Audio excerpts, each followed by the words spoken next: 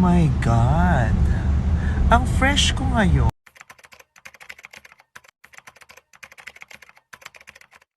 초콜릿은 달콤해 달콤해 달콤해 오렌지는 상큼해 상큼해 상큼해. Netizens to Vice Ganda nanghahamak ng kapwa makapagpatawa lang. Banat naman ni Vice Ganda sa mga bashers. Mas marami ba kayong pera ngayon? May jowa ba kayo? Tila naapektuhan ang komedyanteng si Vice Ganda sa mga bashers na bumabatiko sa kanya, kaya naman sinampal niya ito ng mga mapait na katotohanan. Sa kanyang viral TikTok video, inisa-isa ni Vice Ganda ang mga magagandang bagay na nangyari sa kanyang buhay bilang sagot niya sa kanyang mga bashers.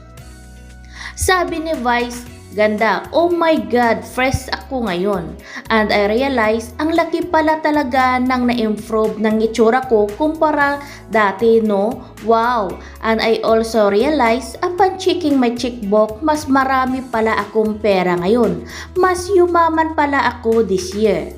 And also, I check my room, andun pa rin yung jowa ko nagpapahinga. Yes, kami pa rin, masaya pa rin kami these 3 years.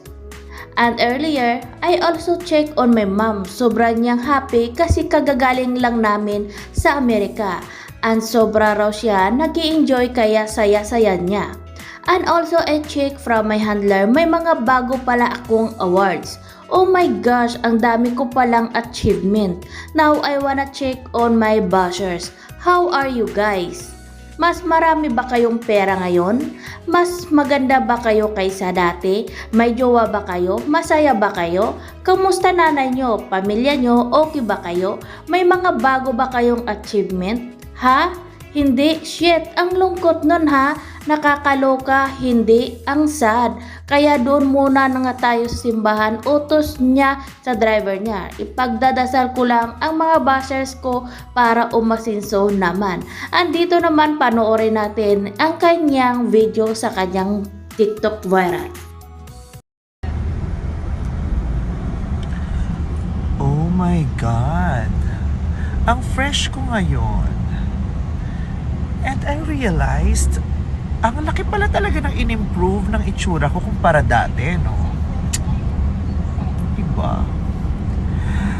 And I also realized, upon checking my checkbook, mas marami pala akong pera ngayon.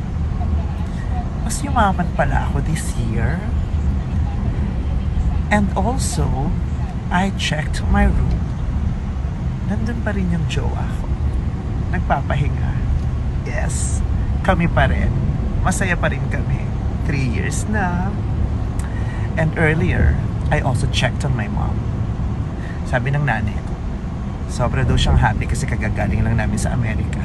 At sobra raw siyang nag-enjoy, kaya ang saya-saya niya. And also, I checked from my handler. May mga bago pala akong awards. Oh my God. Ang dami ko palang bagong achievements.